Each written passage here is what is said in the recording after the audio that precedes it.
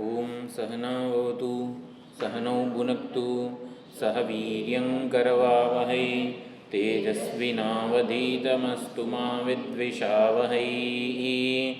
ઓમ શાંતિ શાંતિ શાંતિ. હરિ ઓમ શ્રી ગુરુભ્યો નમઃ.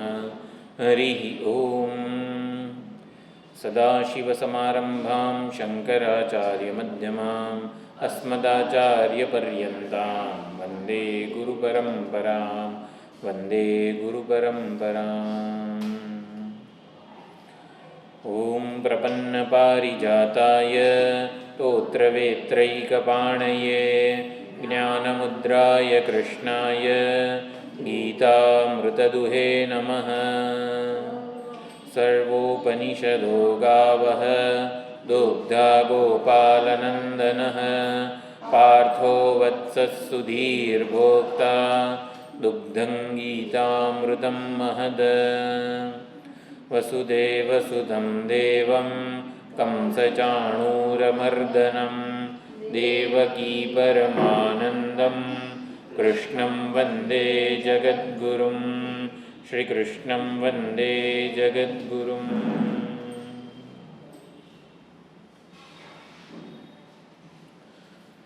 10મો અધ્યાય વિભૂતિ યોગ. વિભૂતિ યોગ એટલે ભગવાનની વિભૂતિ જ જ્યારે ભગવાનના દર્શનનું, ભગવાનના જ્ઞાનનું સાધન બને એને વિભૂતિ યોગ કહેવાય. હા, 10મો અધ્યાયનો 4થો શ્લોક આવ્યા છે. ને ભગવાને અહીંયા આગળ પણ કહે છે વિભૂતિમ યોગમ ચ. વિભૂતિ અને યોગ બંને જુદા શબ્દો, જુદા અર્થવાળા શબ્દો પણ સમજાવેલા છે. એકની અનેક એક જે છે પરમાત્મા, એક સત્ય છે મૂળભૂત પરમ સત્ય, એ અનેકવિધ નામ રૂપમાં પ્રગટ થાય, અનેકવિધ નામ રૂપમાં અભિવ્યક્ત થાય, એને વિભૂતિ કહેવાય. એકની અનેક નામ રૂપમાં પ્રગટ થવાની જે શક્તિ, સામર્થ્ય કે યુક્તિ છે એને યોગ કહેવાય. જે પ્રગટ થાય જે આપણી સમક્ષ જે વિભૂતિ છે, પ્રગટ થવાનું સામર્થ્ય, શક્તિ કે કળા વગેરે જે છે એને યોગ કીધેલો છે. એટલે યોગ એક અદૃશ્યમાન વસ્તુ છે, વિભૂતિ આપણને પ્રત્યક્ષ દેખાય છે. એટલે યોગ એટલે સામર્થ્ય. જેમ કે પાણીમાં બરફ એ પાણીની વિભૂતિ કહેવાય, વરાળ એ પાણીની વિભૂતિ કહેવાય. પાણીની બરફમાં, વરાળમાં રૂપાંતરિત થવાની, પ્રગટ થવાની જે સામર્થ્ય, શક્તિ વગેરે છે એને યોગ કહેવાય છે. એટલે પરમાત્માને અહીંયા યોગ, યુક્તિ ઘટનમ વગેરે જે શંકરાચાર્યજીએ સમજાવ્યું છે, તો વિભૂતિ યોગ.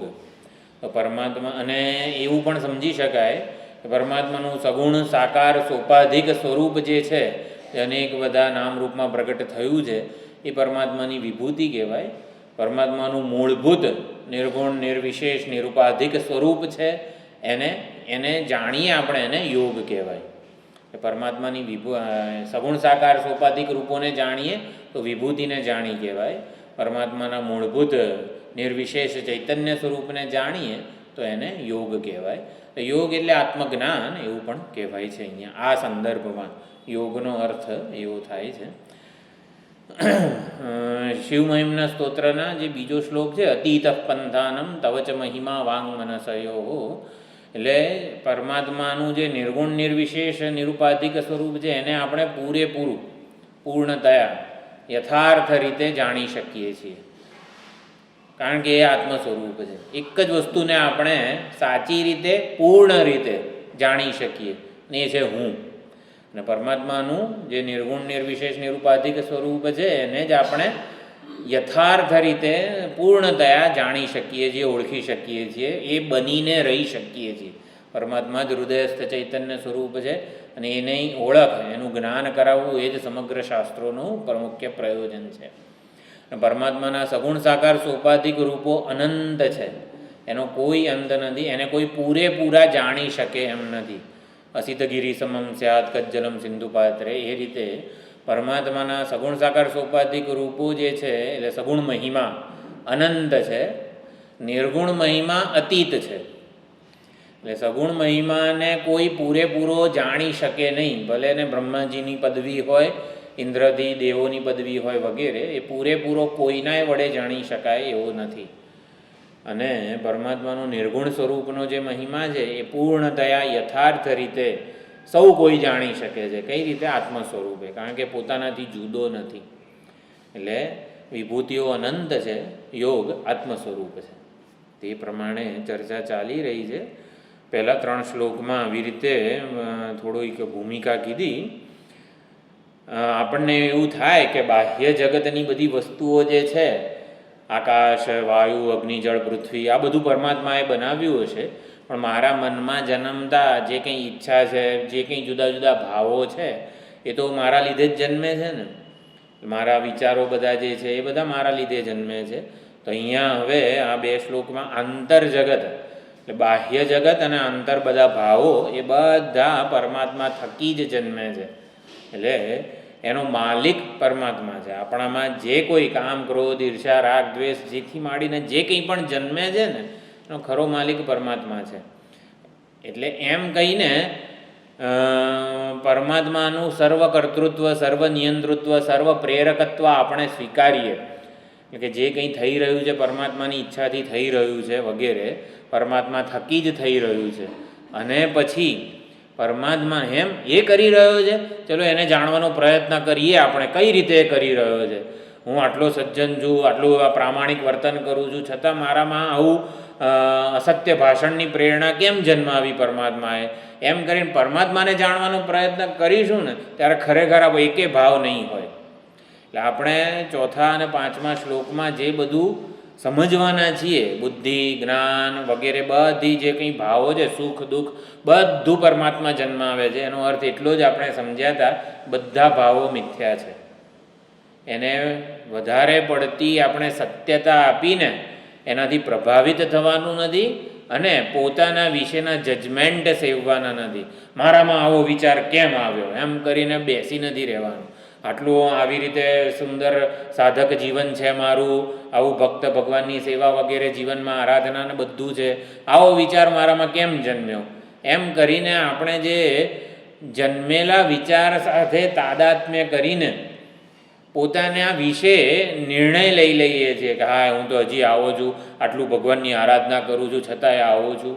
એટલે 4થા 5મા શ્લોકનું મૂળ પ્રયોજન આપણા જિજ્ઞાસુ સાધક માટે એ જ છે, પરમાત્મા થકી જન્મે છે ને એટલે મિથ્યા છે, એની બહુ ગણતરી કરવા જેવી નથી. મિથ્યા ડઝન્ટ કાઉન્ટ એવું કહેવામાં આવે છે. એટલે એ એક મુખ્ય પ્રયોજન છે. ઉપર છેલ્લો અર્થ આપણે 4થા શ્લોકનો જોયો તો, એકવાર 4થો શ્લોક બોલી લઈએ. શ્રી ભગવાન ઉવાચ બુદ્ધિર્જ્ઞાનમસમ્મોહઃ ક્ષમા સત્યમ દમઃ સુખમ દુઃખમ ભવો ભાવઃ ભયં ચ ભયમેવ ચ. કે બહારનું જગત ભગવાને બનાવ્યું, ઈચ્છા, ક્રોધ, રાગ, દ્વેષ એ પણ બધું અવિદ્યાએ જન્માવ્યું છે. ના એ પણ ભગવાન થકી જ જન્મે છે. આવી રીતે અહીંયા કીધું. બુદ્ધિ, જ્ઞાન, સંમોહ બધા શબ્દોનો આપણે વેદાંત પ્રમાણે જે અર્થ થાય છે એ જોયો હતો. તો બુદ્ધિ જે છે અંતઃકરણની સૂક્ષ્મ અર્થ ને અવબોધન કરવાનું સામર્થ્ય એને બુદ્ધિ કીધી છે. અત્યંત સૂક્ષ્મ કોઈક અર્થ હોય, ગુરુત્વાકર્ષણ બળ છે, વિદ્યુત ચુંબકીય બળ છે, તો આવા બધા જે બળ કે જે આપણે નરી આંખે જોઈ શકતા નથી એને સમજવાનું, સૂક્ષ્મ વસ્તુઓને સમજવાનું સામર્થ્ય છે એને બુદ્ધિ કીધી છે. તો અંતઃકરણસ્ય સૂક્ષ્માદિ અર્થ અવબોધન સામર્થ્યમ. તો બુદ્ધિ એ પણ આપણામાં જે છે સૂક્ષ્મ અર્થને સમજવાનું જે સામર્થ્ય છે ને એ પરમાત્મા થકી જ છે. આપણે આત્મતત્વ અત્યંત સૂક્ષ્મ છે, ઈશ્વર કોઈએ જોયો છે વગેરે આપણે શાસ્ત્ર પ્રમાણ એના માટે છે. તો યુક્તિ પણ નહીં, પણ શાસ્ત્ર પ્રમાણથી આપણે ઈશ્વર છે, ઈશ્વર જ હિતેચ્છુ છે, ઈશ્વર સર્વજ્ઞ છે, અને આ બધું આપણે શ્રદ્ધાપૂર્વક સમજીએ છીએ. તો આ બધું જે સામર્થ્ય છે એને બુદ્ધિ કહેવાય. પછી જ્ઞાનમ આત્માદિ પદાર્થાનામ અવબોધ, આત્મ અનાત્મ વિવેક જે છે એને જ્ઞાન કીધેલું છે અહીંયા. બુદ્ધિ, જ્ઞાન અને અસમોહ, વસ્તુની યથાર્થતા જાણવી એને જ્ઞાન કીધું. અને અસમોહ એટલે આપણી સમક્ષ જે કોઈ પરિસ્થિતિ, વ્યક્તિ વસ્તુ પરિસ્થિતિ ઉપસ્થિત થાય એનું આપણે વિવેકપૂર્વક આકલન કરી શકીએ એને અસમોહ. વિવેકપૂર્વક આપણે નિર્ણય લઈ શકીએ, ભાઈ કાલે વરસાદ પડવાનો છે, શું કરીએ વગેરે, કંઈક વિવેકપૂર્વક આપણે નિર્ણય લઈ શકીએ. જે બુદ્ધિ શું ઓલું કહેવાય ને, બુદ્ધિને કંઈ જાણે કે સંબંધ જ ના હોય એવા કોઈ નિર્ણયો નહીં, પરંતુ વિવેકપૂર્વક આપણે નિર્ણયો લઈ શકીએ એને અસમોહ કીધેલો છે. પ્રવૃત્તિ કે નિવૃત્તિ વિવેકપૂર્વકની હોય, કોઈ પણ વસ્તુ, ભાઈ એકાદશી છે વગેરે, તો વિવેકપૂર્વક આપણે નિર્ણય લીધો હોય કે ભાઈ કાલે આપણે ફરાળ કરીશું વગેરે, વિવેકપૂર્વક લીધેલા નિર્ણયને અસમોહ કીધેલો છે. પછી આ ત્રણ જે છે ને, બુદ્ધિ, જ્ઞાન અને અસમોહ, આપણને દેખાય નહીં, આપણા પોતાનાય ના દેખાય, નરી આંખ વગેરે પ્રત્યક્ષ નથી, એટલે એને યોગ કીધેલો છે. અને ક્ષમા, સત્યમ, દમ, શમ અને વગેરે બધું વિભૂતિ કીધેલી છે. એટલે એ પ્રમાણે પ્રગટ અને અપ્રગટ. તો ક્ષમા એટલે ચિત્તમાં વિકાર ન જન્મે, અને ક્ષમા આપણે કોઈને ક્ષમા આપી શકીએ તો એ પણ પરમાત્મા જ એના માલિક છે. મેં એને ક્ષમા આપી એમ કહીને આપણે ક્ષમાના આપણે માલિક નથી બનવાનું. આપણામાં આપણા ચિત્તમાં વિકાર ન આવે એ પણ પરમાત્માની કૃપા છે. સત્યમ, આપણને જેવો અનુભવ છે એવો જ અનુભવ આપણે બીજાને સમજાવી શકીએ. એટલે આપણા મનમાં જે અર્થ છે કોઈ પણ વસ્તુનો, એ જ અર્થ આપણે બીજા શ્રોતામાં જન્માવી શકીએ, એને સત્ય ભાષણ કહેવાય. સત્યમ. હા, પછી દમઃ શમઃ, ઇન્દ્રિયોનું સ્વવશમાં થવું. ઇન્દ્રિય દમન એટલે શું? ઇન્દ્રિયો જે છે આવેગ વડે નિયંત્રિત ન હોય, પરંતુ પોતાના ડેલિબરેટ હોય. ડેલિબરેટ એટલે પોતે સંકલ્પપૂર્વક મનના કે આપણા વશમાં હોય, એને દમન કહેવાય છે. ઉશ્કેરાટમાં વગેરેથી આવેગોથી નિયંત્રિત ન હોય એને દમન કહેવાય છે. અને શમઃ એટલે મન જે છે એમાં સાચી સમજ હોય, જ્યારે જેવી પ્રતીતિ થાય એમાં, જો આમાં દમઃ અને શમઃ અંતઃકરણસ્ય ઉપશમઃ એવું જ કીધેલું છે. અંતઃકરણનો ઉપશમ, સાચી સમજથી જ દમન અને શમન, દાંતિ અને શાંતિ બંને, દમ અને શમ સાચી સમજપૂર્વક જ આવી શકે છે. આપણે વારંવાર આવલું આંખ બંધ કરીને બેસીએ ના તે બધું, એ બધા ટેમ્પરરી તાત્કાલિક ઉપાયો છે દમન અને શમનના. બાકી જ્ઞાનથી જે નિશ્ચય થાય એ જ સાચું આપણામાં સમજથી જ દમન અને શમન આવે. સંપૂર્ણ સંસાર પ્રતીતિ માત્ર છે, બરાબર? જે નુકસાન થયું આપણને એ પ્રતીતિ માત્ર છે, એવું લાગે કેટલાય લાખો રૂપિયાનું નુકસાન થયું, બરાબર? એટલે જ્યારે સમજવાનું હોય સંપૂર્ણ સંસાર પ્રતીતિ બધું મિથ્યા છે, એટલે કેટલું નુકસાન થયું બધું મિથ્યા છે એવું સમજવાનું. એ વખતે ભોયરામ કેટલું બધું પાણી ઘૂસી ગયું, બધું કેટલું બધું થયું, બધું મિથ્યા છે. સંપૂર્ણ સંસાર પ્રતીતિ માત્ર છે, એવું છે.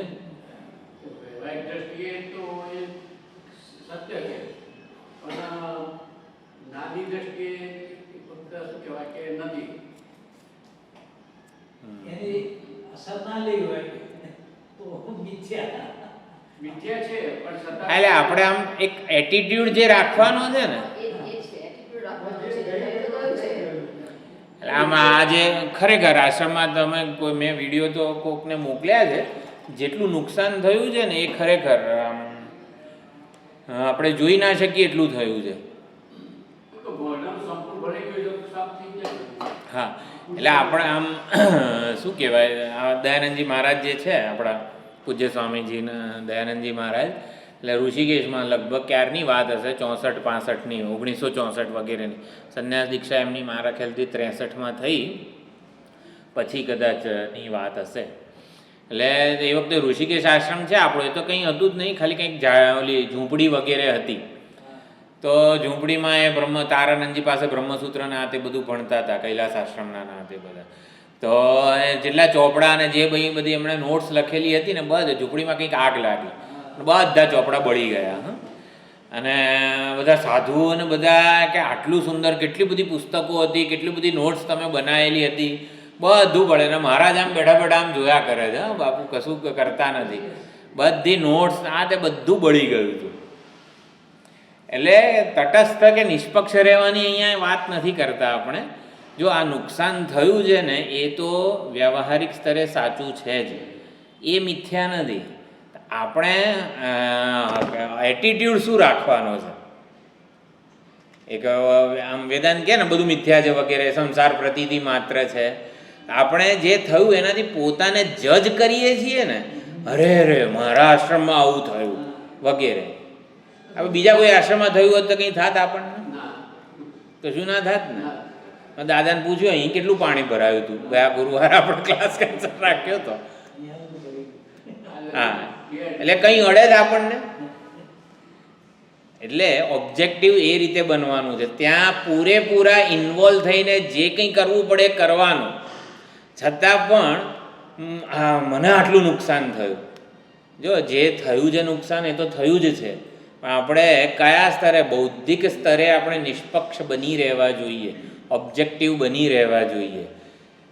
જે થયું એનાથી પોતાને જજ કરીએ ને, હા આટલું હવે તો હું નિષ્ફળ વગેરે, આ હું નિષ્ફળ અને હું સફળ, એને વેદાંત છે ને તીર મારે છે. હું વિશેની આ વાસ્તવિકતા નથી. નુકસાન જે સ્તરે થયું છે થયું જ છે, અને ચોક્કસ આપણા હૃદયમાં એવો ભાવ જન્મે જ, એમાં કોઈ સવાલ નથી. પણ હુંના સ્તરે આપણે ઓબ્જેક્ટિવ બની રહેવા જોઈએ, તો જ બાકીનું વાઇન્ડઅપ જે છે ને એ સ્વસ્થતાથી થઈ શકે એવું છે. એટલે આપણે આવા સેવા કાર્યોને બધા કરનારા જે હોય છે, ખરેખર નિષ્પક્ષ બની રહીને બધું જ સેવા કાર્યોના હાથે એનડીઆરએફની ટીમોને બધું કરે છે. કઈ રીતે કરે છે? આ ડૉક્ટરો આવા કેન્સરના ઓપરેશનો કરે છે, કઈ રીતે કરે છે? એ ઓબ્જેક્ટિવ બની રહે છે, હવે નિષ્પક્ષ બની રહે છે. એમ ટૂંકમાં હુંના સ્તરે નિષ્પક્ષ બની રહેવાનું છે. એટલે ખરેખર હુંના સ્તરે કોઈ સંસાર નથી, સંસારની કોઈ મર્યાદા નથી, સંસારનો કોઈ સિદ્ધિ નથી, કે ઓલી જે નુકસાન થયું એ નથી. એમ હુંના સ્તરે કંઈ નથી. તો આપણે શમ અને દમ એ પ્રમાણે કીધું. અને એક એ પણ વિચાર કર્યો તો ગઈ વખતે કે બધું પરમાત્મા જ કરે છે, પરમાત્મા જ બધાનો માલિક છે, તો આપણી જવાબદારી શું? રાવણમાં પણ એની જ તાકાત હોય તો આપણી જવાબદારી શું? તો આપણે વિચાર્યું હતું કે આપણે પોતાને જ્યાં સુધી કરતા ભોગતા માનીએ છીએ ત્યાં સુધી વેદનો વિધિ નિષેધ સંપૂર્ણપણે સાચો છે, સ્વર્ગ અને નર્ક સંપૂર્ણપણે સાચું છે. એટલે પોતાને કરતા ભોગતા માનીએ તો સ્વર્ગ નર્ક પાપ પુણ્ય બધું સાચું. એટલે પોતાને જો કરતા ભોગતા ના આપણે સમજીએ જ્ઞાનથી કે હું શરીર ઇન્દ્રિય મન બુદ્ધિથી જુદો ચૈતન્ય માત્ર સ્વરૂપ છું, આવું જો આપણે ધારીએ ને, ભાવનાના પણ ધારીએ ને, તો આપણા માટે કોઈ પાપ પુણ્ય નથી, કોઈ સ્વર્ગ નર્ક નથી. એટલે કર્તૃત્વ અને ભોક્તૃત્વનો ભ્રમ કે માન્યતા જ્યાં સુધી આપણે ચાલુ રાખીએ છીએ ત્યાં સુધી વેદોનો ઉપદેશ સત્ય છે. વેદો આપણા કર્તૃત્વ અને ભોક્તૃત્વને સાત્વિક બનાવે છે, અને પછી એ કર્તૃત્વ અને ભોક્તૃત્વ જ્ઞાનથી બાધિત થાય. સાત્વિક થયેલું કર્તૃત્વ ભોક્તૃત્વ જ્ઞાનથી બાધિત થાય. એટલે આપણામાં કર્તૃત્વ ભોક્તૃત્વ જે તામસિક અને રાજસિક છે એને સાત્વિક બનાવવા માટે વેદનો આપણે આશ્રય લઈએ છીએ, વેદના ઉપદેશનો. એટલે આ પ્રમાણે છે સુખમ દુઃખમ ભવો ભાવ સુખ દુઃખ. આપણે વિચાર કર્યો સુખ અને દુઃખ એટલે શું છે? સુષ્ઠુખમ, ખમ એટલે હૃદયાકાશ. આપણા અંતઃકરણમાં પ્રસન્નતા હોય એને સુખ કહેવાય. અંતઃકરણ જે છે એમાં પાપનું ફળ જે છે એ દુઃખ છે. એટલે પાપ અને પુણ્યના ફળ રૂપે સુખ અને દુઃખ આપણે જન્મે છે. એ બને ત્યાં સુધી સત્કર્મો પુણ્યકર્મો વગેરે મનના કાબુપૂર્વક આપણે કરવા જ જોઈએ. સુખમ દુઃખમ ભવો ભાવ ભયમ ચ અભયમ એવ ભવ અને અભાવ. તો જે કંઈ જન્મે છે એ પણ પરમાત્મા થકી જ જન્મે છે, અને જે કોઈ વસ્તુઓનો અભાવ થઈ જાય છે એ પણ પરમાત્મા થકી જ છે. બધો જે અભાવ થઈ ગયો અત્યારે, પરમાત્મા જ એના પ્રેરક છે, પરમાત્મા જ એના માટે જવાબદાર છે. જવાબદાર છે એટલે શું? એ કઈ રીતે એને કહીએ આટલું બધું નુકસાન કેમ કર્યું, તો પરમાત્મા ક્યાંય હાથ મૂકવા ના દે આપણને. ભાઈ એ તો મેં નથી કર્યું, તો જીવોના કર્મો પ્રમાણે જ બધું આ જગતચક્ર ચાલે છે. એટલે જેમ એ જ જમીન હોય, એ જ ધરતી હોય, એ જ ખાતર પાણી હોય, કેરીનો ગોટલો વાવીએ તો કેરી જન્મે, અને બાવળનું જે હોય બીજ એમાંથી બાવળનું વૃક્ષ થાય. એટલે વસ્તુ પરમાત્મા જમીનમાંથી જ બંને જન્મે છે, એમ પરમાત્મા થકી જ આ સુખ દુઃખ જન્મે છે. પણ કઈ રીતે? આપણું બીજ એટલે કે કર્મના સંસ્કારો કે વાસનાઓ કેવી છે આપણે ભેગી કરેલી અંતઃકરણમાં, એ પ્રમાણે આપણને સુખ દુઃખનો અનુભવ થયા કરે છે. ભય અને અભય. તો ભય ક્યારે જન્મે? અનિષ્ટની સંભાવના જ્યારે આપણને આવે ત્યારે ભય જન્મે. અનિષ્ટ આવે તો દુઃખ થાય. અનિષ્ટ પરિસ્થિતિ જન્મી હતી, આ બધું ભયરામ પાણી ભરાઈ ગયું, હવે કાલે રેડ એલર્ટ છે, પાછું પાણી આવશે, એટલે અનિષ્ટ થવાની સંભાવનાથી ભાઈ ચેતજો જરા, કામ તેમ બધું કરજો, ભય જન્મે. ભય ક્યારે જન્મે? અનિષ્ટની સંભાવનાથી ભય જન્મે. અનિષ્ટ થઈ ગયું હોય તો દુઃખ જ જન્મે છે. એટલે અનિષ્ટ આવે, કંઈક ત્રાસ કે ઉદ્વેગ વગેરે, એનાથી આપણને ભય જન્મતો હોય છે. કશાકમાં આસક્તિ વગેરે હોય, ભયનું કારણ છે આસક્તિ. ક્યાંક આપણી આસક્તિ હોય તો જ ભય જન્મે છે. ભર્તૃહરિ મહારાજના ભય અને અભય ઉપર બહુ સુંદર બધા શ્લોકો છે. વૈરાગ્યમ એવ અભયમ, ભોગે રોગ ભયમ, કુલે ચ્યુતિ ભયમ વગેરે બધા સુંદર સુભાષિતો ઘણીવાર આપણે સ્કૂલમાં ને એમાં જોયેલા છે. વૈરાગ્યમ એવ અભયમ, તો અભય બધી ભયાનક પરિસ્થિતિઓમાં પણ પરમાત્મા સાથે છે, પરમાત્માનો ભરોસો છે, પરમાત્મા ઉપર પૂર્ણ વિશ્વાસ છે મને, એ હિતેચ્છુ છે મારો, એ ઘડવૈયો છે મારા જીવનનો. આવું હોય તો આપણે અભય જે છે એ રહી શકીએ છીએ. સંન્યાસી માટે એવું કહેવામાં આવેલું છે, અભયમ સર્વભૂતેભ્યો દત્વા નૈષ્કર્મ્યમ આચરેત, અભયદાન આપે છે. એટલે ક્યાંય સંન્યાસીએ કંઈ પુરવાર કરવાનું નથી, કંઈ પુરવાર કરવાનું નથી અને કંઈ માંગણી નથી, અને એટલે એ બધાને અભયદાન આપે છે. આ પ્રમાણે વેદાંતનો અર્થ જે છે આપણે જોયું. હવે બીજા બધા ભક્તોએ જે બધું સુંદર અર્થ કરેલા છે, બુદ્ધિ, તો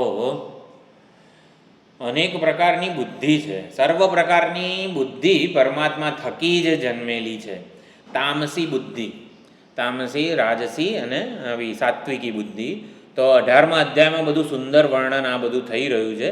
અધર્મમ ધર્મમિતિયા મન્યતે તમસાવૃતા, એટલે તામસી બુદ્ધિ ધર્મને અધર્મ ગણે, અધર્મને ધર્મ ગણે, અને તામસી બુદ્ધિ કહેવાય.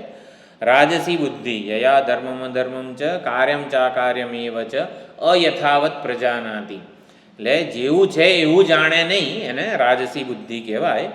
અને પછી સાત્વિકી બુદ્ધિ, પ્રવૃત્તિ અને નિવૃત્તિ જેની સાચી હોય, જેનો નિર્ણય સાચો હોય ને સાત્વિકી બુદ્ધિ કહેવાય. ચોથી છે આત્મપ્રસાદજા બુદ્ધિ. આપણા ભગવદ્ ગીતા રાગદ્વેષ વિયુક્તસ્તુ બીજા અધ્યાયમાં સ્થિતપ્રજ્ઞના જે લક્ષણો છે એમાં કીધું, રાગદ્વેષ વિયુક્તસ્તુ વિષયાન ઇન્દ્રિયૈશ્ચરન આત્મવશ્યૈર વિધેયાત્મા પ્રસાદમ અધિગચ્છતિ. તો રાગદ્વેષ વિયુક્તૈ ઇન્દ્રિયૈ વિષયાંચરણ, રાગદ્વેષથી વિયુક્ત થયેલી ઇન્દ્રિયો વડે વિષયનું જ્યારે રમણ કરવામાં આવે ત્યારે એ પ્રસાદમ અધિગચ્છતિ, ત્યારે અંતઃકરણમાં પ્રસન્નતા જન્મે છે. કોઈ પ્રકારના આગ્રહ વગર આપણે વરસાદને માણીએ, વધારે પડ્યો ઓછો પડ્યો વગેરે કોઈ પ્રકારના નિર્ણય વગર આપણે માત્ર એક વરસાદ વરસે છે એને આપણે જોવાનો પ્રયત્ન કરીએ ઓબ્જેક્ટિવલી, આત્મપ્રસાદજા બુદ્ધિ કહેવાય, રાગદ્વેષથી વિયુક્ત થઈને. એટલે આત્મપ્રસાદજા બુદ્ધિ છે. પછી ઈશ્વર પ્રસાદજા બુદ્ધિ, ઈશ્વરના પ્રસાદ રૂપે જે બુદ્ધિ પ્રાપ્ત થાય છે, 10મા અધ્યાયમાં જ આગળ આવશે. દદામી બુદ્ધિ યોગમ તમ યેન મામ ઉપયાંતિ તે, કે જે મારું પ્રીતિપૂર્વક ભજન કરે છે એને હું બુદ્ધિયોગ પ્રદાન કરું છું. બુદ્ધિયોગ એટલે આત્મજ્ઞાન વગેરે એવો અર્થ થશે. તો ઈશ્વર પ્રસાદજા બુદ્ધિ એટલે ભગવાન પ્રસન્ન થઈને જે આપે, ઈશ્વરની આરાધના જ્યારે નિષ્કામ ભાવે કરવામાં આવે ત્યારે ઈશ્વર છે એટલે છે રૂપે રહેલા પરમાત્માની આરાધના કરવામાં આવે ત્યારે પ્રસન્ન થાય. એ પ્રસન્ન થાય એ ઈશ્વર પ્રસાદ જા બુદ્ધિયોગ. અને પછી એ બ્રહ્મ વિદ્યા કે આત્મજ્ઞાન રૂપે પ્રગટ થાય છે. એ છઠ્ઠું છે બ્રહ્મ વિદ્યા. એટલે 6 પ્રકારની બુદ્ધિની ભગવાને અહીંયા વાત કરેલી છે. એટલે ભગવાને પહેલાં બુદ્ધિ જ્ઞાનમ અસમોહ, તો પહેલાં બુદ્ધિ જન્માવી પછી જ્ઞાન જન્માવ્યું. એટલે આપણા હૃદયમાં જે જ્ઞાન જન્મે છે આત્મજ્ઞાન બુદ્ધિયોગ વગેરે એ કીધું છે અહીંયા. અને પછી અસમોહ કીધેલો છે.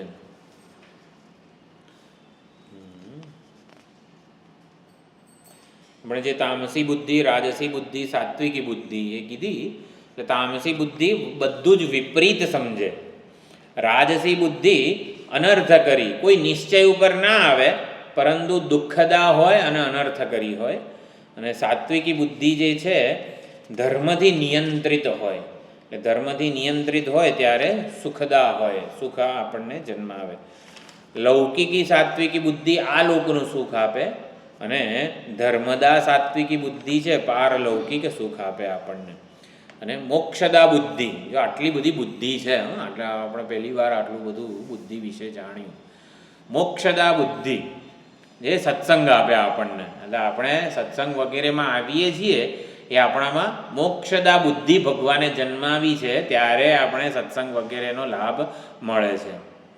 એટલે બીજા અધ્યાયમાં જે કીધું ભગવાને બુદ્ધૌ શરણમ અન્વિચ્છ, બુદ્ધિનું શરણ લે. અર્જુનને ભગવાને કીધું, અર્જુન તું બુદ્ધિનું શરણ લે. એ મોક્ષદા બુદ્ધિ છે જે આપણા જીવનનું અંતિમ કલ્યાણ કરનારી છે.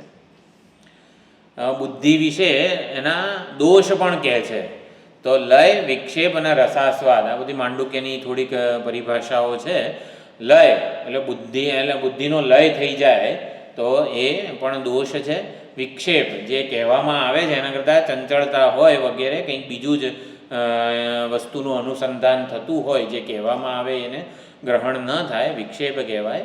અને રસાસ્વાદ વગેરે સૂક્ષ્મ વસ્તુનું જ્યારે ચિંતન કરો, અંતર્મુખતાનો એક રસ હોય છે.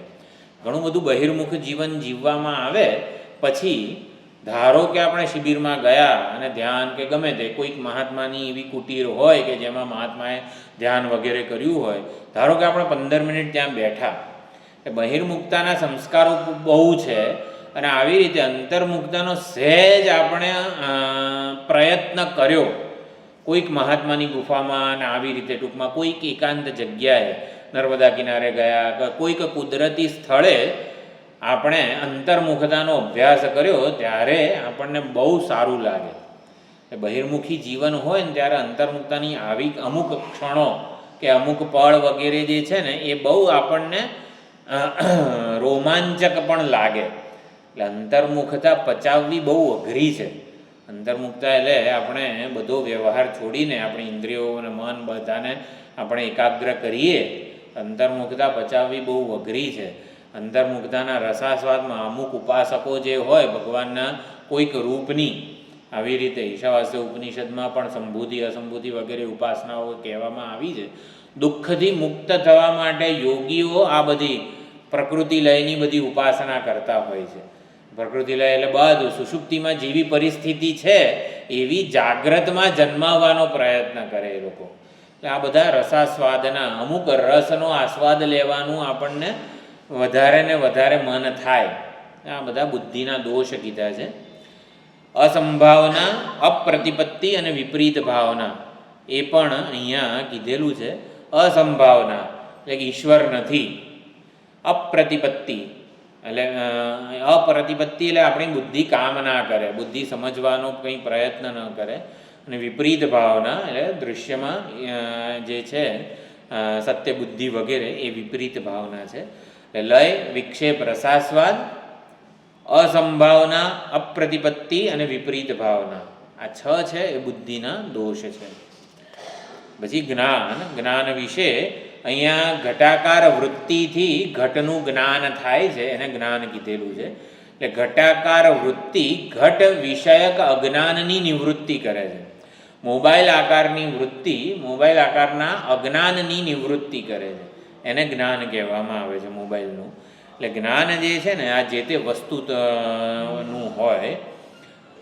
બુદ્ધિ કર્તૃ પ્રધાન છે, આપણા કર્તાની પ્રધાનતા રહેલી છે, અને જ્ઞાન વસ્તુ પ્રધાન છે, પ્રમેય પ્રધાન. વસ્તુ જેવી હોય એવું જ્ઞાન થાય.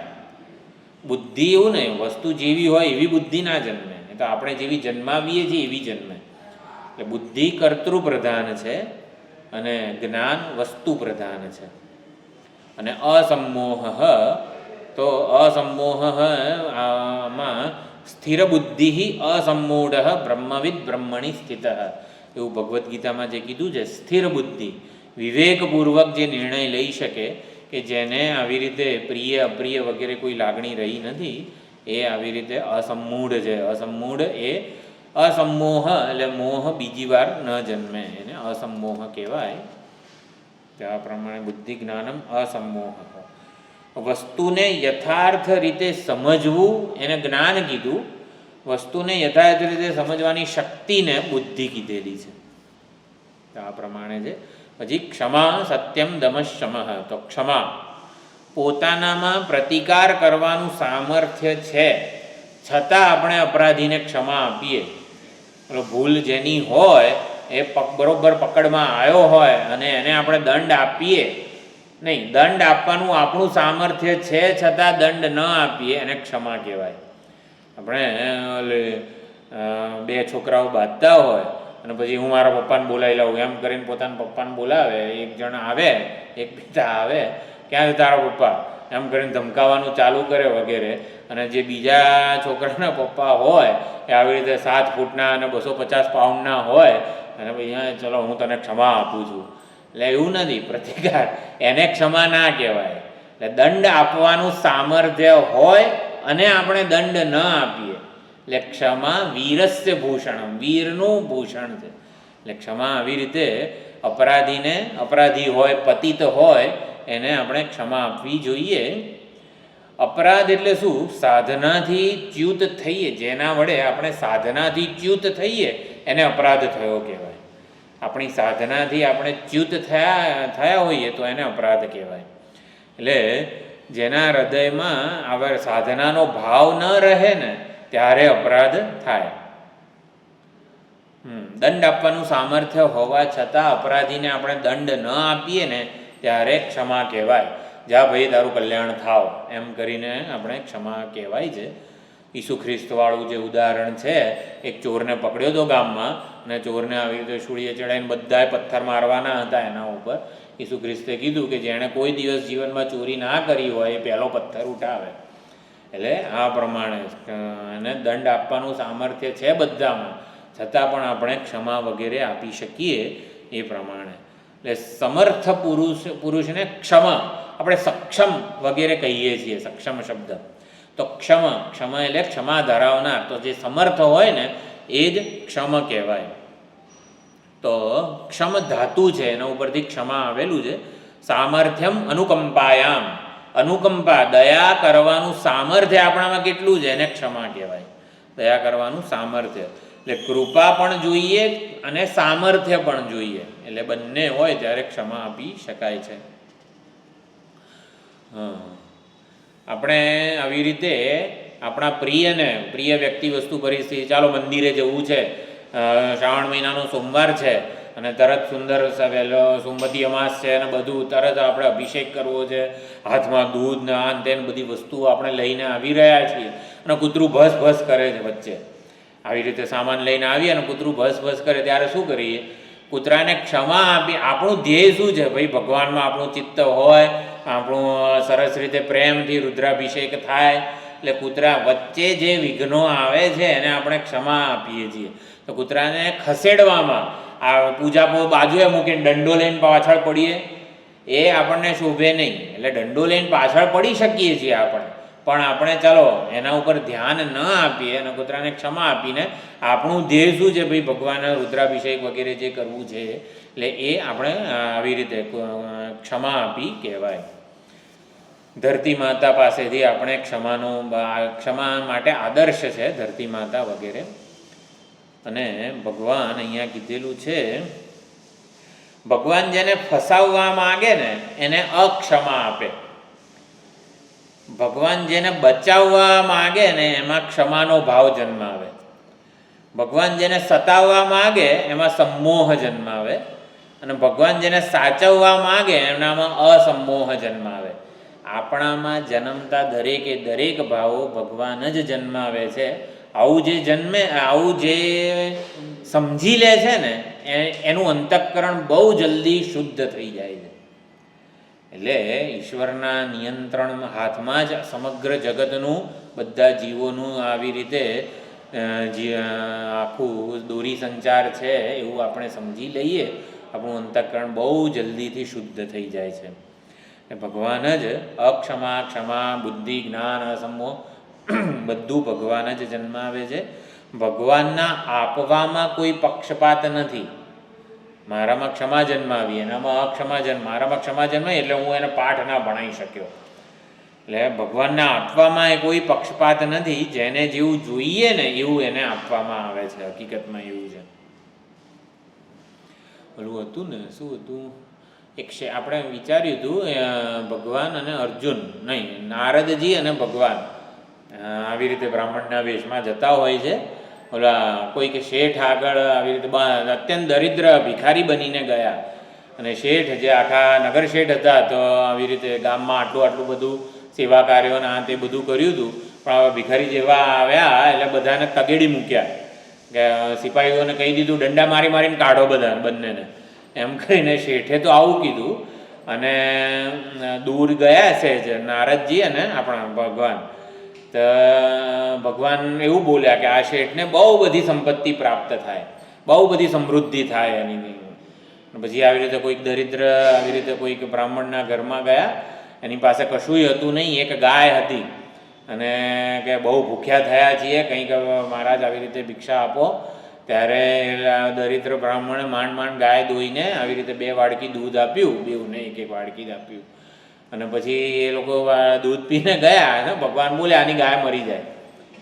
એટલે જેની પાસે ગાય સિવાય કંઈ હતું નહીં એને કહી દીધું આની ગાય મરી જાય, અને ઓલા પાસે આટલું બધું હતું કે એની સમૃદ્ધિ વધ્યા જ કરે. એટલે નારદજી એવું કીધું કે એટલે આવું કેમ કરો છો ભગવાન તમે, કે મારું દર્શન અમોઘ છે, મારા દર્શનનું તો પૂરેપૂરું ફળ મળે, જેને જે જોઈતું હોય ને એને મળી જાય.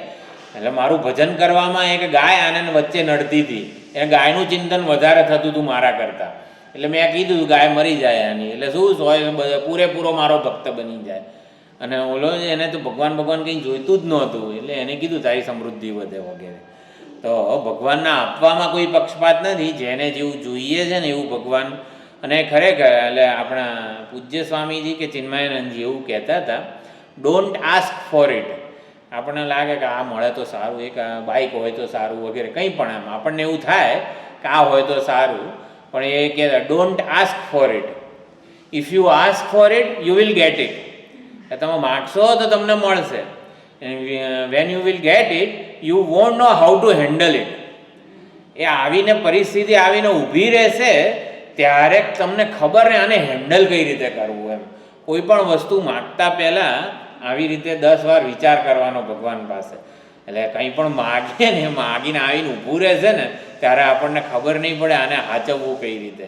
એટલે જગતના મિથ્યાત્વ બાબતે આ એક યુક્તિ છે કે આપણે ખરેખર એના કરતાં ભગવાન તું પ્રસન્ન થા, તને જે સારું લાગે ને એ પરિસ્થિતિ, વ્યક્તિ, વસ્તુ, પરિસ્થિતિ તું વધારે ડાયો છે મારા કરતાં, એટલે તું જ નક્કી કર, જે કંઈ હશે એ તારા લીધે જ છે એવું અમે માનીશું અને અમારું જીવન સાર્થક કરીશું. હા, એટલે આવી રીતે જેને સંસાર જોઈએ એને સંસાર આપે છે. હા, એટલે ગુરુ શિષ્યનું એક ઉદાહરણ છે. ગુરુજીના 2 શિષ્યો હતા. તેમાં પહેલાં તો કેવું હતું, ગુરુજીનું ગુરુકુળ જ્યાં હોય ત્યાં જઈને રહેવું પડે ને આ તે બધું હોય. એટલે ગુરુજી એક શિષ્યને સારું ખાવાનું આપે, સારા વસ્ત્રો આપે ને આમ તેમ, અને બીજા શિષ્યને આવું બધું નહીં, બધું સામાન્ય અંતે ને બધું હોય, એની પાસે કામ વધારે કરાવડાવે ને બધે આવું. એટલે આવું કેમ કરો છો મહારાજ? તો કે એકને સંસાર જોઈએ છે ને બીજાને પરમાર્થ જોઈએ છે. એટલે જેને જેવું જોઈએ ને એવું ભગવાન, ગુરુજી વગેરે આવી વ્યવસ્થા કરતા હોય છે. તો આ પ્રમાણે છે.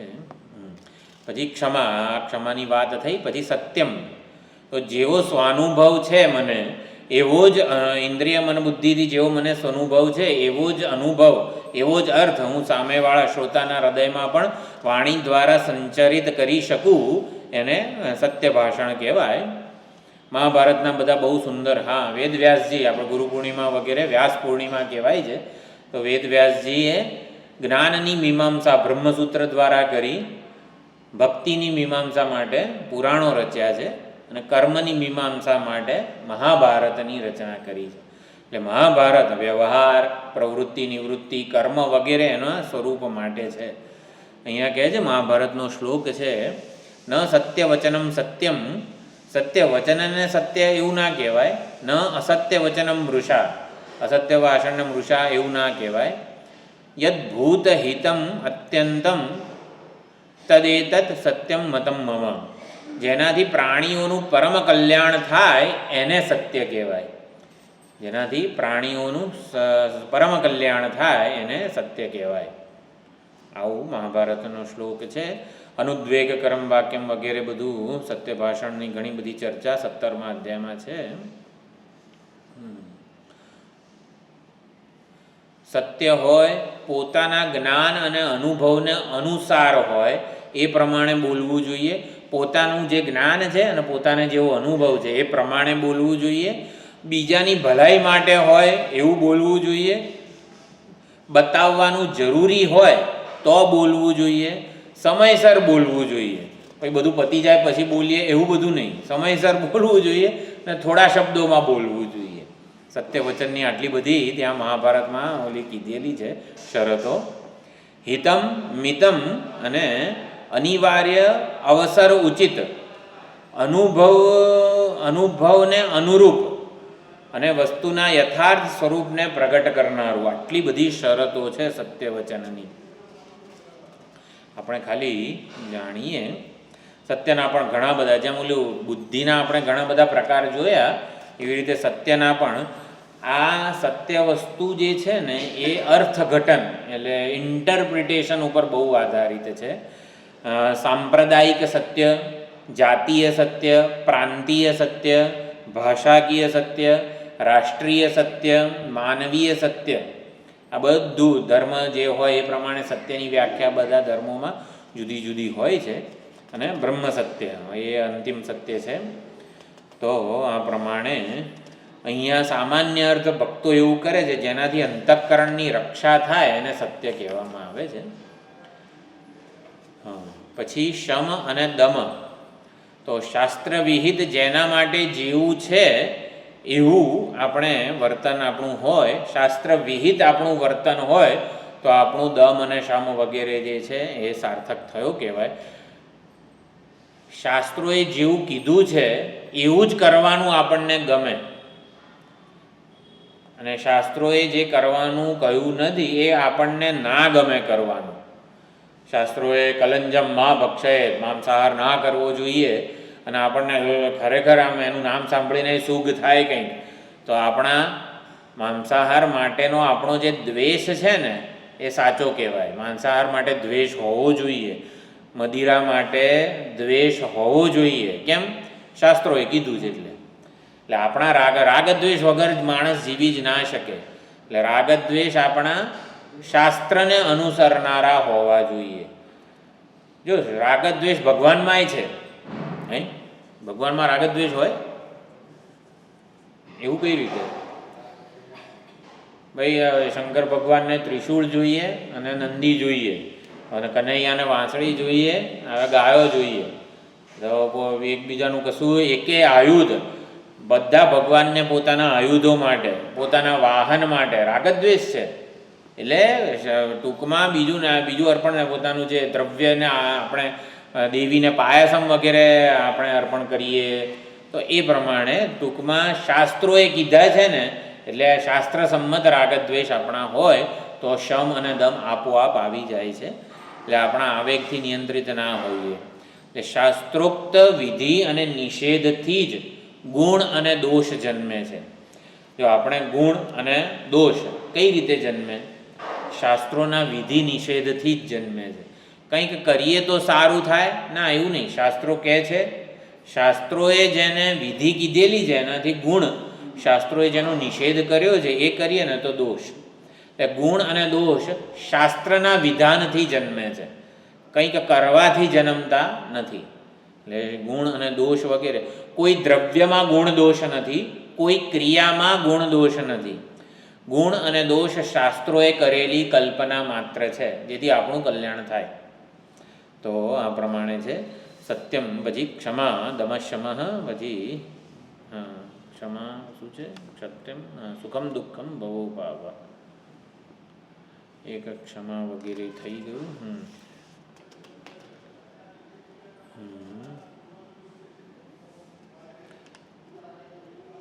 દમન અને શમન. તો સત્યના સ્વીકાર માટે આપણા વ્યક્તિગત જીવનમાં થોડી ઘણી તૈયારીઓ હોવી જોઈએ, એ દમ અને શમથી કહે છે. દમન એટલે જોર લગાવવું, દંડનો ભાવ એટલે આપણે ઇન્દ્રિયોને બળજબરીથી જાણે કે વિષય વિહાર ન કરવા દઈએ, એને દમ કીધેલું છે. શાંતિથી સમજાવીએ મનને, એને ફોસલાવીએ, મનાવીએ, એને શમ કીધું છે. એટલે મન પોતે સંસારની મિથ્યાત્વનો નિશ્ચય કરે પછી એ પોતે જ શાંત થઈ જાય છે. અને દમન એટલે પ્રત્યાહાર કીધેલો છે. પ્રત્યાહાર એટલે ઇન્દ્રિયો પાછું પોતાના ગોલકમાં આવે, વિષય વિહાર ન કરે. એને સમજવા માટે સમજ જે હોવી જોઈએ, એટલે આપણે વિચાર કર્યો તો મારા ખ્યાલથી કે સૌથી વધુ સુંદર વસ્તુ કઈ છે? આપણી આંખને સુંદર સુંદર વસ્તુઓ જોવાનું મન થાય છે. આખા જગતમાં સૌથી વધુ સુંદર વસ્તુ કઈ છે આખી દુનિયામાં? તો કે જોનારી આંખ સૌથી વધુ સુંદર છે, એટલે જ બધે સુંદરતા દેખાય છે. એટલે હકીકતમાં સુંદરતા જોનારાની દ્રષ્ટિમાં આંખમાં છે. આંખ સુંદર છે, એનાથી વધારે સુંદર શું છે? કે મન સુંદર છે. મનથી વધારે સુંદર શું છે? તો મનનો જોનારો જે દ્રષ્ટા છે સૌથી વધારે સુંદર છે. આવી સમજ આપણે આપીએ કે સુંદરતા બહાર નથી, બહારથી અંદર આવતી નથી, અંદરથી બહાર કલ્પાયેલી છે. એટલે આ પ્રમાણે આવું સમજ હશે તો ઇન્દ્રિયો જે છે એ આવી રીતે સ્વૈચ્છિક વિહાર કરતી બંધ થાય, મન પણ શાંત થાય. સતચિત્ત અને આનંદ, આપણને જે આનંદ વગેરે બહારથી અંદર નથી આવતો, અંદરથી બહાર કલ્પાય છે અજ્ઞાનને લીધે, એ પ્રમાણે કીધું. એટલે વિષયોનું સૌંદર્ય ન જોઈને ઇન્દ્રિયોનું સૌંદર્ય જોઈએ, એને આપણે દમન કીધેલું છે. અને ઇન્દ્રિયોનું સૌંદર્ય ન જોઈને હૃદયનું, મનનું સૌંદર્ય જોઈએ. અને હૃદય કમળમાં આવી રીતે પરમાનંદ સ્વરૂપ પરમાત્મા છે એનું સૌંદર્ય જોઈએ. એટલે દમઃ અને શમઃ એવું સમજાવવામાં આવ્યું. ઇન્દ્રિયોને જબરજસ્તી આપણે રોકી શકીએ છીએ, પણ મનને સમજાવવું પડે છે. એટલે શમ એ અંતરંગ પ્રત્યાહાર છે, ઇન્દ્રિયોના સ્તરે બહિરંગ પ્રત્યાહાર છે. બરાબર છે. ઇન્દ્રિયોની દાંતિ અને મનની શાંતિ. ઇન્દ્રિયોની દાંતિ એટલે કે દમ શાંતિનું સાધન છે. એટલે દમ અને શમ આ બંને વિશે અહીં કહેવામાં આવ્યું. દમ એ શાંતિનું સાધન છે અને શાંતિ એ દમનું પરિણામ છે. દમ એ શાંતિ માટેનું સાધન છે. એટલે ઇન્દ્રિયોની દાંતિ મનની શાંતિનું સાધન છે અને મનની શાંતિ એ ઇન્દ્રિયોની દાંતિનું સ્વાભાવિક પરિણામ છે. એટલે એ પ્રમાણે અંતે મન શાંત થાય જો ઇન્દ્રિયોનું આવી રીતે શમન થયેલું હોય તો. દંડથી જેની શોભા છે એને દમ કહેવાય, શાંતિથી જેની શોભા છે એને શમ કહેવાય. એ પ્રમાણે કીધું છે. અહીંયા જુદો જ એક વ્યુત્પત્તિ અહીંયા કીધી. દમ અને શમ, તો મ જે છે બંનેમાં એને શોભા અર્થ કરેલો છે. એટલે દંડને લીધે જેની શોભા છે એને દમ કીધો, શાંતિથી જેની શોભા છે એને શમ કીધેલો છે. આ બધા કવિઓએ ઘણું બધું સુંદર લખેલું છે. સામ દામ દંડ ભેદ અહીંયા કીધેલું છે. સામ એટલે સમજાવટ, આપણે સમજાવીને મનને ઇન્દ્રિયોને વગેરેને સમજાવીને કામ લઈએ. દામ એટલે કંઈક લાલચ આપીએ. જો આ સત્સંગ વગેરેમાં જઈશું તો આમ થશે તેમ થશે એમ કરીને કંઈક લાલચ આપીએ, આપણે કંઈક ફોસલાવીને કામ ચલાવી લઈએ, એને દામ કહેવાય. અને દંડ તો છે જ. અને ભેદ એટલે આપણે વટલાઈ દઈએ, એટલે ભેદ જેને કહેવાય શ્રેય અને પ્રેયનો ભેદ આપણે કરીએ છીએ, વિવેક કરીએ છીએ. એટલે ઇન્દ્રિયોને પહેલાં સમજાવીએ, ન માને તો કંઈક આપણે ફોસલાવીએ, મર્યાદા આપીએ. જો 1 કલાક સત્સંગ કરવાનો છે, પછી તારે ટીવી જોવું જ જોજે, પછી મેચ જોવી હોય તો જોજે. આ બાળકને કેવું આપણે સમજાવીએ, તો પહેલાં સમજાવીએ, પછી મર્યાદા 1 કલાક જ રમવા દઈશ, વધારે નહીં રમવા દઉં. એટલે ન માને તો કંઈક મર્યાદા આપીએ. મર્યાદાથી એ ના માને તો ભેદ એટલે જો આ રખડી ખાઈશ તો આવું થશે અને ભણીશ તો આવું થશે, એમ ભેદ. આપણે આવું કરીશ, સત્સંગ વગેરેમાં જઈશું તો કંઈક આપણું કલ્યાણ થશે, અને રખડી ખાઈશું તો કંઈ કલ્યાણ નહીં થાય, એને ભેદ કહેવાય. તો એ ભેદ, અને પછી તોય ના માને તો પછી એક દંડો જ ફટકારવો પડે, એટલે દંડ. અગ્નિ, હા, વેદનો મંત્ર છે એક, ઋગ્વેદનો એક મંત્ર છે. યહ અસ્માદ આરાતિયાત યસ્ય મે દ્વેષતો જનાઃ નિંદા યસ્માન ગુપ્તામ ચ સર્વમ તમ ભસ્મસાત કુરુ. હે અગ્નિદેવને પ્રાર્થના કરવામાં આવે છે, જે અમારાથી દુશ્મની કરે છે, અમારા શત્રુઓ જ અમારી દુશ્મની કરે છે, અમારી મનની શાંતિમાં જે વિઘ્ન નાખે છે, અમારી સ્વરૂપ સ્થિતિમાં જે બાધા ઉત્પન્ન કરે છે, એ કામ, ક્રોધ વગેરે જે શત્રુઓ છે, જે અમારો દ્વેષ કરે છે, અમારી ઈર્ષ્યા કરે છે, એ બધાને અગ્નિદેવ ભસ્મસાત કરો. આ પ્રમાણે અહીંયા એક ઋગ્વેદનો મંત્ર પણ ટાંકવામાં આવ્યો છે. તો બુદ્ધિ જ્ઞાનમ અસમોહ, એને અહીંયા શ્રવણ, મનન, નિધિધ્યાસન એની સાથે સરખાવવામાં આવેલું છે. એટલે બુદ્ધિ જ્ઞાનમ અસમોહ પરમાત્માના સાક્ષાત્કાર માટેના સાધનો છે. ક્ષમા, સત્યમ, દમશમ, આ 4 છે એને અંતઃકરણ ચતુષ્ટય કહેવામાં આવેલું છે. 4 અંતરંગ સાધનો છે જ્ઞાન પ્રાપ્તિના. ક્ષમા, સત્યમ, દમઃ, શમઃ જ્ઞાન પ્રાપ્તિના 4 અંતરંગ સાધનો છે. બુદ્ધિ, જ્ઞાન, અસમોહ અને શ્રવણ, મનન, નિધિધ્યાસન કીધેલું છે. બુદ્ધિ, શ્રવણ, જ્ઞાન, મનન અને અસમોહ એને નિધિધ્યાસન કીધું છે. અને બાકીના સુખમ, દુઃખમ, ભવોભાવ, ભયમ ચા ભયમેવ ચ, બાકીના જે 6 ભાવ છે એ ભાવ સંસારનું નિરૂપણ કરે છે. પછી કામ, એક રામચરિત માનસમાં અહીંયા લખ્યું છે, કામ, ક્રોધ અને લોભ એને કફ, વાત અને પિત્ત જોડે સરખાવે છે. તો ક્રોધ છે એ પિત્ત છે. નિજ છાતી જારા, હા, કામ, વાત, કફ, લોભ, અપારા, ક્રોધ, પિત્ત, નિજ છાતી જારા. એટલે કામ જે છે ને એ અપાર આધિ, એટલે છાતીમાં આવી રીતે દર્દ થાય. કામ રૂપી વાત, એટલે વાત જે છે એને કામ સાથે સરખાવેલું છે. એટલે વાતનું બધા સાંધામાં દુખાવા કેવા થાય, વાત રોગ બધા છે, એટલે એને આધિ, આમાં છાતીમાં વગેરેમાં દર્દ થાય. લોભથી કફ, શરદી વગેરે જે છે, એટલે લોભથી કફ વગેરે વધે. એટલે કામ તો બહિર્મુખી બનાવે છે. એટલે કામની આંધી છે, ક્રોધની આગ છે, લોભનો પૂર છે, અને મોહ જે છે એ આવી રીતે હૃદયમાં આપણને બાંધી રાખે છે. એને બંધન સાથે સરખાવવામાં આવેલું છે. આ પ્રમાણે રામચરિત માનસમાં પણ સુંદર બધા રૂપકો આપેલા છે.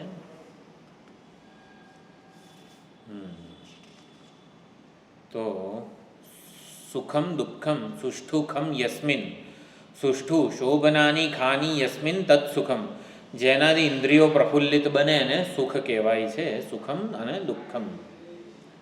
અહીંયા એક લખ્યું પોતાનું, પરાયા ઘરમાં જવું એ દુઃખીનું લક્ષણ છે. દિવસભર ભટકવું, રખડવું એ પણ દુઃખીનું લક્ષણ છે. એટલે ઇન્દ્રિયો આવી રીતે દુઃખ, પરાયા ઘરે વિષયો વગેરે જે છે પોતાના ગોલકમાં નથી રહેતી, બહાર રખડ કરે છે, એટલે દુઃખ ભેગું કરે છે. હકીકતે પોતાની આંખની સુંદરતા માણવી જોઈએ, એના બદલે ઇન્દ્રિયો બીજે બહાર બધું જોવામાં મગ્ન રહે છે.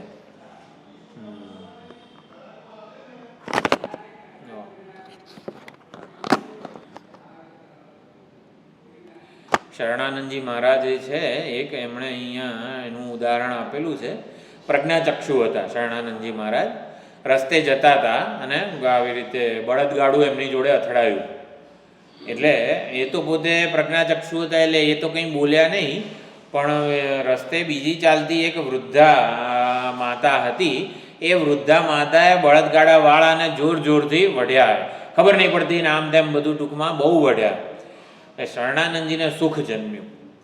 એટલે હા, બરોબર લાગનો હતો કે જે કંઈ હોય મારી જોડે એને ખબર ના પડી વગેરે, હું આંધળો છું ને આવી રીતે મારી જોડે અથડાય છે. શરણાનંદજીને સુખ, એટલે પોતાની બાજુ બોલવાવાળું કોઈક મળ્યું ને એમ, એટલે શરણાનંદજી મહારાજને થોડું સુખ થયું. અને પછી આવી રીતે આગળ ગયા અને ઝાડ સાથે પોતે અથડાયા. એટલે હવે કોનો વાંક? એટલે ત્યારે પછી દુઃખ જન્મ્યું. કોઈ વઢનાર તો હતું નહીં, એટલે મારે દુઃખ જન્મ્યું. એટલે સુખ દુઃખનો આપનાર દાતા સંસારમાં બીજો કોઈક છે એવું માનીએ ને આપણે, એ એટલે સુખ અને દુઃખ મને આણે આપ્યું, એટલે દુઃખ મને આણે આપ્યું એવું માનીશું તો દ્વેષ થશે. સુખ મને આણે આપ્યું એવું માનીશું ને તો રાગ જન્મશે. એટલે રાગ અને દ્વેષ સુખ દુઃખ આપે છે મને કોઈક બીજો એવું આ માનવાથી જ જન્મે છે. એટલે આપણે હંમેશા જ્યાં સુધી સુખ દુઃખ આપનાર કર્તા ઉપર નજર હશે આપણી, ત્યાં સુધી રાગ દ્વેષ જન્મ્યા કરશે. અને ભગવાન જ આ સુખ દુઃખ જન્માવે છે એવું માનીશું તો પ્રસન્નતા કે અનુગ્રહ વાળી દ્રષ્ટિ હશે આપણી. એટલે સુખ દુઃખ રાગ દ્વેષ વગેરે એની સાથે સીધો સંબંધ છે. હા, મળે ત્યાં સુખ અને દુઃખ વિશે પણ ઘણું કીધેલું છે.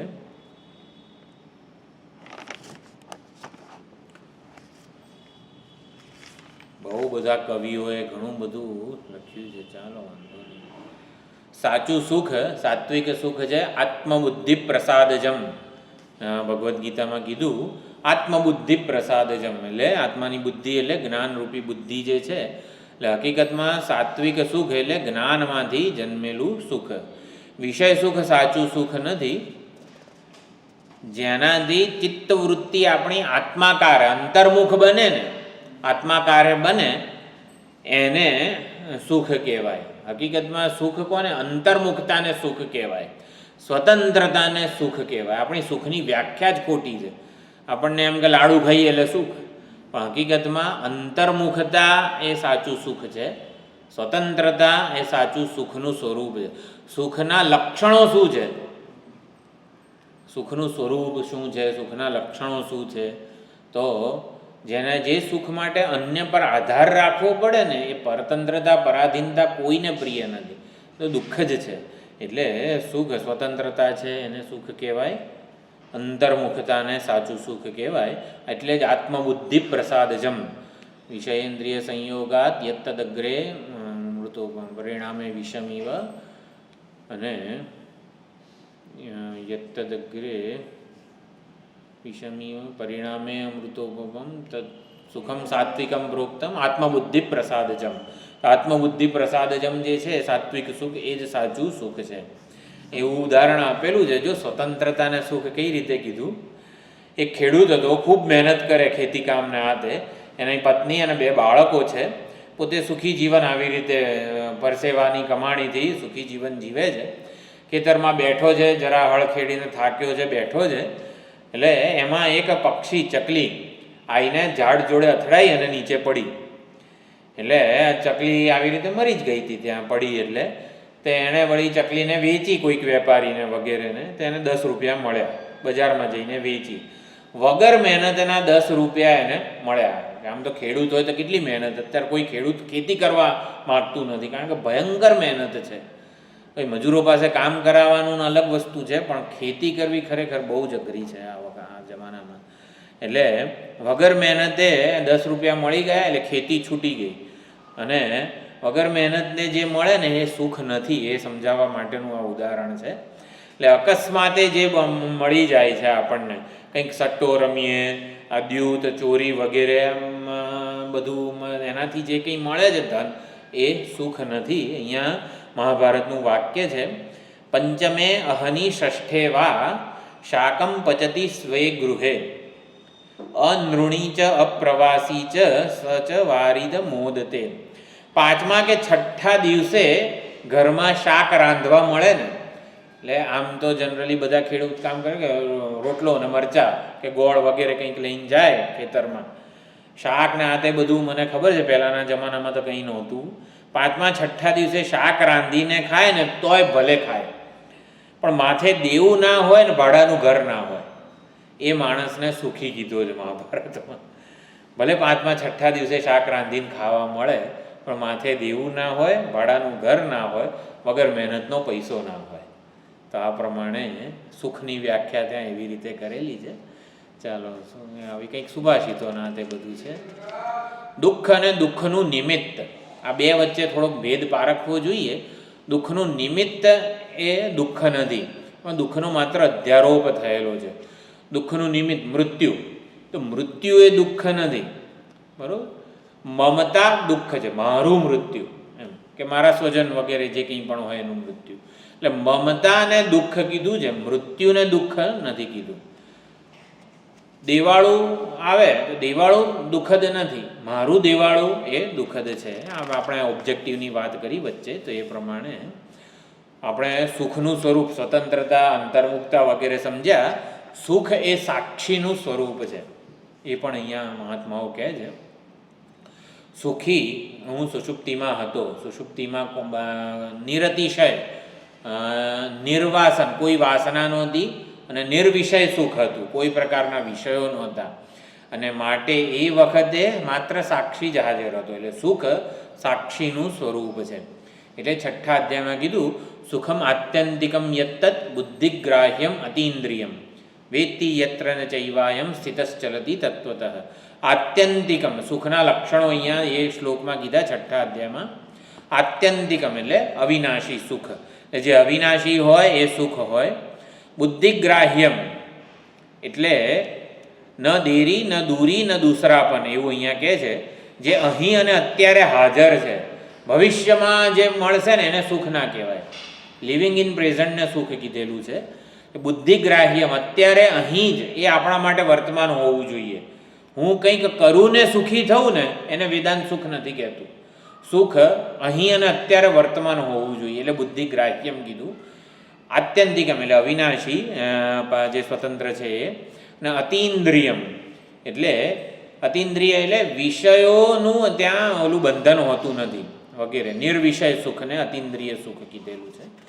અને દુઃખ વગેરે જે છે તો મનોકલ્પના જ છે. હું દુઃખી છું એ અભિમાન જ દુઃખ છે. દુઃખનું સ્વરૂપ કેવું છે? હું દુઃખી છું એવું અભિમાન, એને જ દુઃખ કીધેલું છે. સુષુપ્તિમાં આ અભિમાન નથી ને માટે દુઃખ નથી, બરોબર. એટલે આ થયું. હનુમાન પ્રસાદ પોદ્દાર અને અખંડાનંદજી વચ્ચેનો સંવાદ છે. હનુમાન પ્રસાદ પોદ્દાર કે વચ્ચે વચ્ચે ક્યારેક ભગવાનની વિસ્મૃતિ થઈ જાય છે. દરેક વખતે ભગવાન વગેરે આનું યાદ વગેરે નથી રહેતું.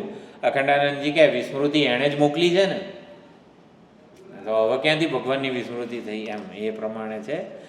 આપણી ત્રણ અવસ્થાઓ છે, જાગ્રત, સ્વપ્ન, સુષુપ્તિ.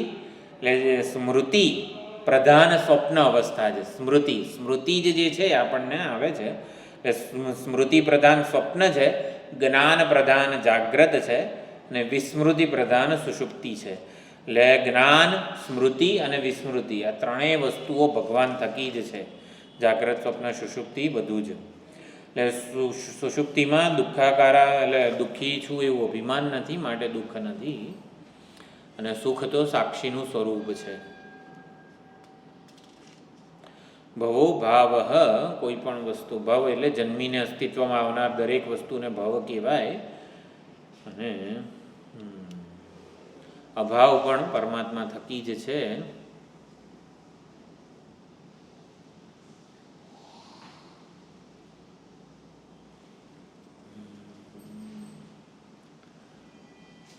દુનિયામાં બરોબર ઈશ્વર જ સમગ્ર જગતનું અભિન્ન નિમિત્ત ઉપાદાન કારણ છે. એટલે ઈશ્વરથી વિયોગ કે વિસ્મૃતિ સંભવતી નથી. વેદાંતિ કહે છે ઈશ્વરને જાણતા નથી એટલે જ વિયોગ છે. વેદાંતિ એવું કે ઈશ્વરને આપણે જાણતા નથી, ઓળખતા નથી, માટે ઈશ્વરનો વિયોગ વગેરે આપણે ઈશ્વરથી વિખૂટા પડ્યા છે એવું લાગે છે. ભક્તો એવું કે ઈશ્વરને ભજતા નથી ને એટલા માટે આપણને ભગવાનનો વિયોગ વગેરે ચાલે છે. એટલે ભક્તિ વિના ભગવાન છુપાયેલો રહે છે, ભક્તિથી પ્રગટ થાય છે. અને જ્ઞાન જે છે જ્ઞાન નથી, જ્ઞાનને ઓળખ કહીએ આપણે, ઓળખ નથી ને માટે ભગવાન મળતો નથી. જો ભક્તિ વિના ભગવાન છુપાયેલો છે, ભક્તિથી ભગવાન પ્રગટ થાય છે. જ્ઞાન વિના ભગવાન મળતો નથી, જ્ઞાન હોય ને તો મળેલો જ છે. આવું છે ભક્તિ અને જ્ઞાન વચ્ચે, આવી રીતે મહાત્માઓ સમજાવે છે. સુંદર બધા વાક્યો છે. એટલે આપણા દરેકે દરેક આંતરભાવો પણ આવી રીતે પરમાત્મા થકી જ જન્મે છે, એવું આપણે સમજવાનું છે. ભયમ ચ અભયમ એવ ચ, તો ભય પણ પરમાત્મા, ભય પણ હિતકારી છે, પાપ કરતા આપણને રોકે છે. જો મદિરાપાનને આપણે જે શ્રદ્ધાળુ હોય ને એ આવી બધી પ્રવૃત્તિઓ કરતા ભય અનુભવે, તમાકુ નાન તેનું બધું સેવન કરતા ભય અનુભવે. તો ભય આપણને પાપ કરતા રોકે છે, માટે એ જરૂરી પણ છે.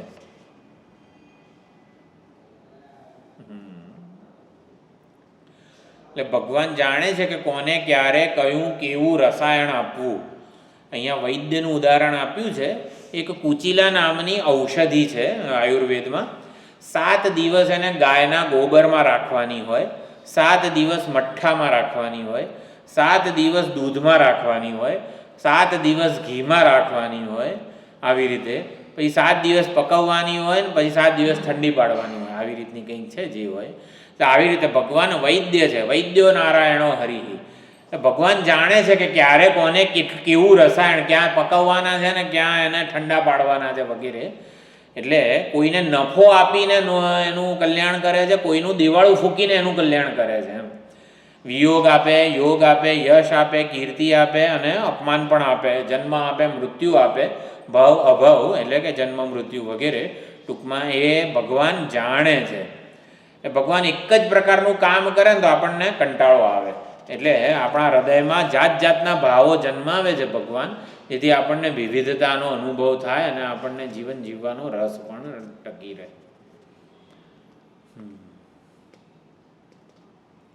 ચાલો આટલું આજે જોઈએ. તો હજી ટૂંકમાં 4થો શ્લોક જ થયો છે. 5મા શ્લોકમાં પણ થોડા, પહેલી પંક્તિમાં થોડા ભાવો છે.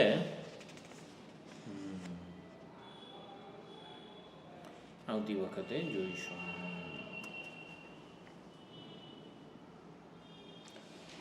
ઓમ પૂર્ણમદઃ પૂર્ણમિદં પૂર્ણાત પૂર્ણમુદચ્યતે પૂર્ણસ્ય પૂર્ણમાદાય પૂર્ણમેવાવશિષ્યતે.